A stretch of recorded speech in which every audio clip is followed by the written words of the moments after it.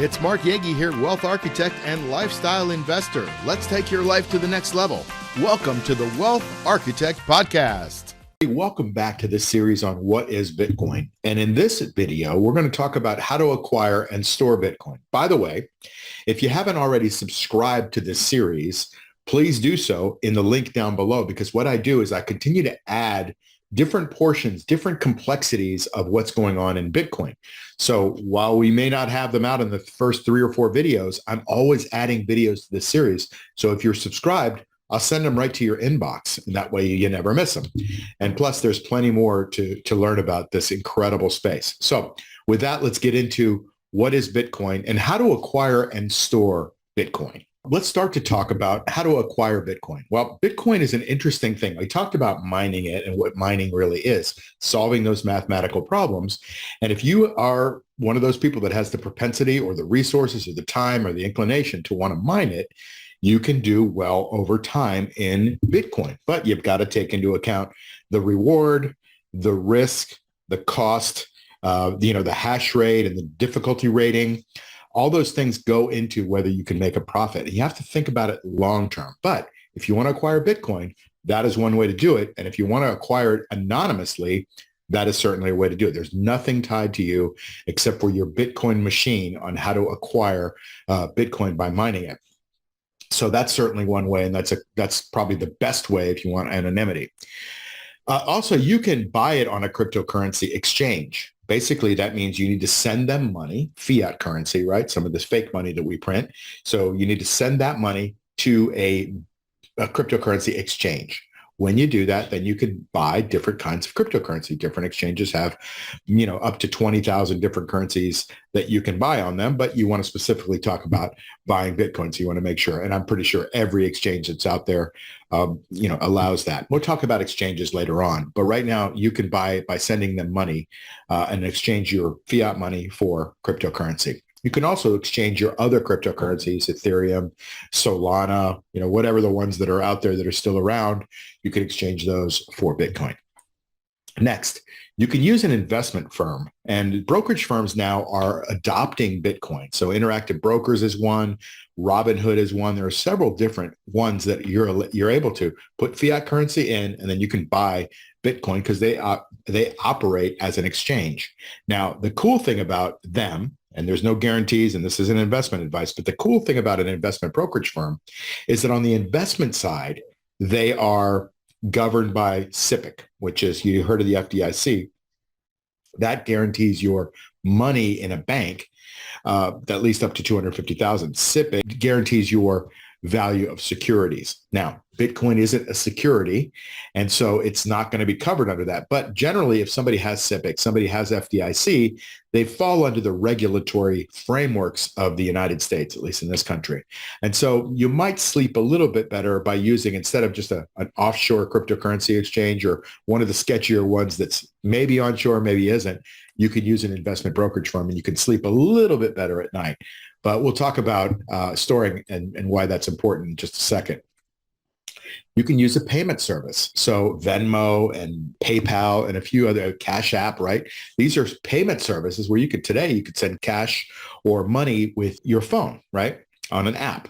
Well, they also are now allowing Bitcoin. So this is becoming more widely adopted as we move forward. So that's certainly a way to do it. Exchange it for good and service. So let's say you have a website and you sell things, you can accept Bitcoin, right? And then you could take that Bitcoin, you can buy things. I accept Bitcoin on our different sites. So we're accepting of it, and other people will, and it will continue to grow in acceptance. Using an ATM. Now, these are ATMs that are specifically for Bitcoin. You can, and usually for smaller amounts, but you can put in some fiat money and get out Bitcoin onto your wallet or your app and vice versa. So that's one way. And this is another way. It's called stealing it. And that's what's happening right now with some of the cryptocurrency exchanges that are going belly up. And some of them out there allegedly have stolen customers' funds, which is why I don't like to trust any Bitcoin left on an exchange or left online. I just don't, because there's just too much possibility for corruption and fraud.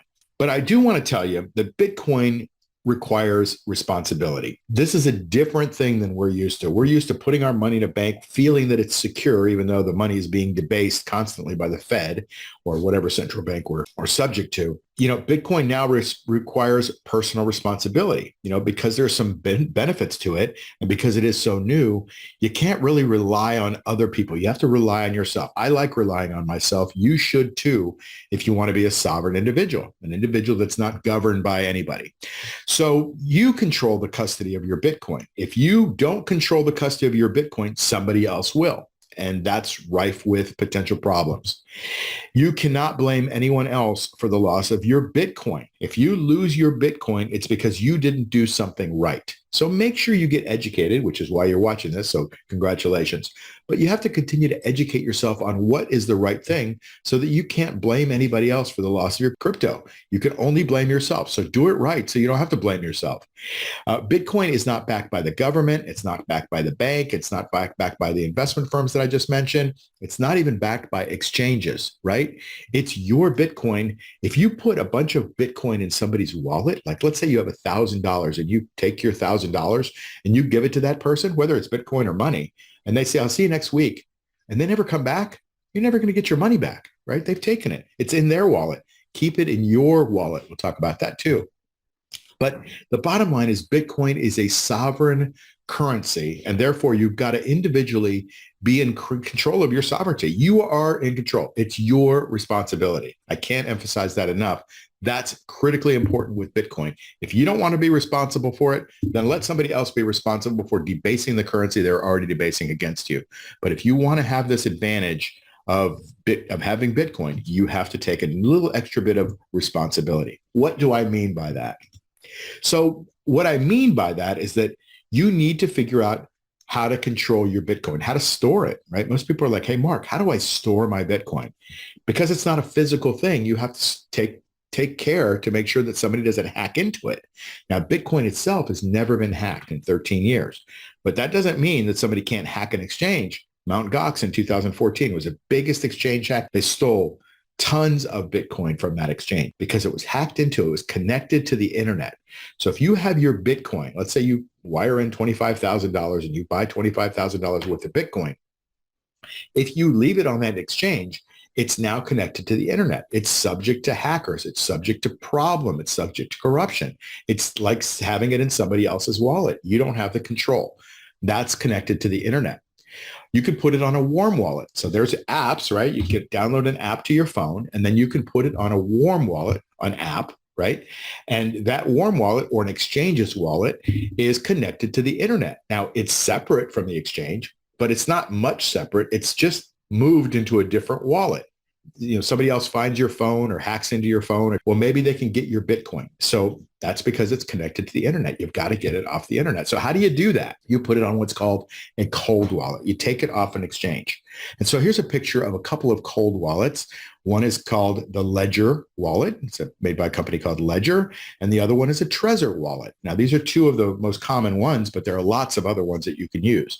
But you can notice that they're just little devices that you connect them to the internet just for a second while you transfer your coins onto them, and then you disconnect them so they're not subject to being hacked, right? So you plug your USB in, you bring your Bitcoin in, or you take your Bitcoin off, and then you remove it from your computer, and you hopefully store that in a really nice, tight, safe vault so that nobody can steal it and it doesn't burn by fire, and you protect it.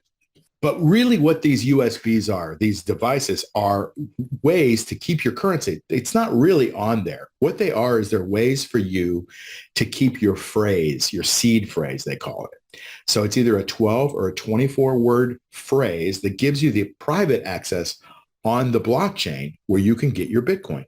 Only you know those codes, that seed phrase. If somebody else finds out that seed phrase, they can go and take your Bitcoin. So never share your seed phrase with anyone else. You could put it on one of these wallets, put it away so that it can't burn. And then if you don't memorize the seed phrase, which is 12 or 24 words, it's a lot of words to memorize, but we're talking a couple $100,000. You might want to do it. It'll at least protect those words so that they can't be taken from you. Now, by the way, a lot of people do, they write them down. They don't take pictures of them. They don't put them in a computer. They don't put them in their notes. that keep them off the internet. So don't be doing something silly like, okay, I got the seed phrase. I think I'm safe. Let me put it in my notes, because if somebody hacks into those notes, then they're going to take your seed phrase. So make sure you code it, and then make sure that you've got it in some way that's protected. Now, there are companies out there that are giving you these steel plates where you can engrave them into the seed phrase into the steel plate. So even if it burns, you can still recover it.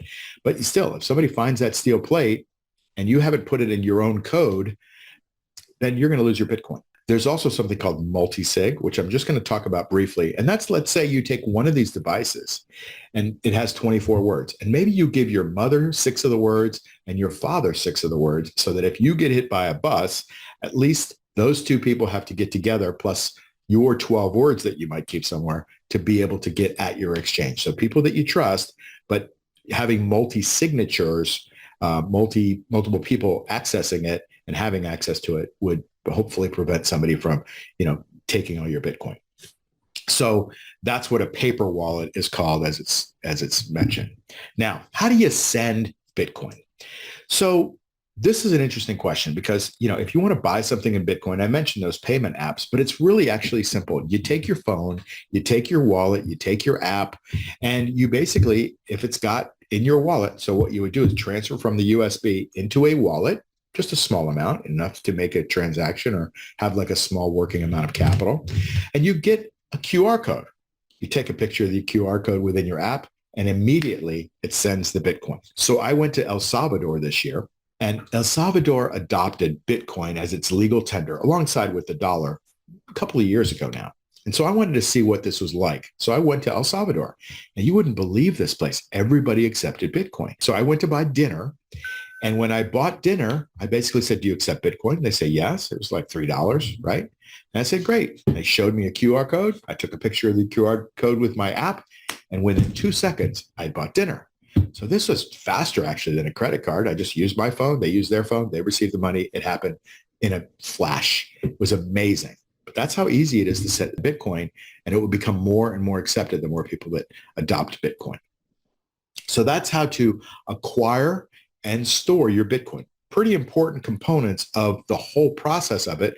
And you know what? It's new. So I know it seems daunting, but you know what? Over time, you're going to start to understand it's going to be built into the wallets. It's going to be part of what we do in Bitcoin. But right now, you have to kind of take that responsibility, take that control. All right. I hope you enjoyed that series on acquiring and storing your Bitcoin. But now we want to talk about, how do you keep your Bitcoin secure? That's what we're going to talk about on the next video. By the way, if you haven't liked and subscribed this video, if you can, that'd be great. If you haven't subscribed to this series, please do so, that I can send you the next one as soon as it comes out, and you'll be abreast of all the latest news on Bitcoin. See you on the next video. You've been listening to the Wealth Architect podcast with Mark Yegge. Follow us on iTunes, Spotify, or wherever you get your podcasts. Like and subscribe on YouTube. Share and tell your friends. See you soon.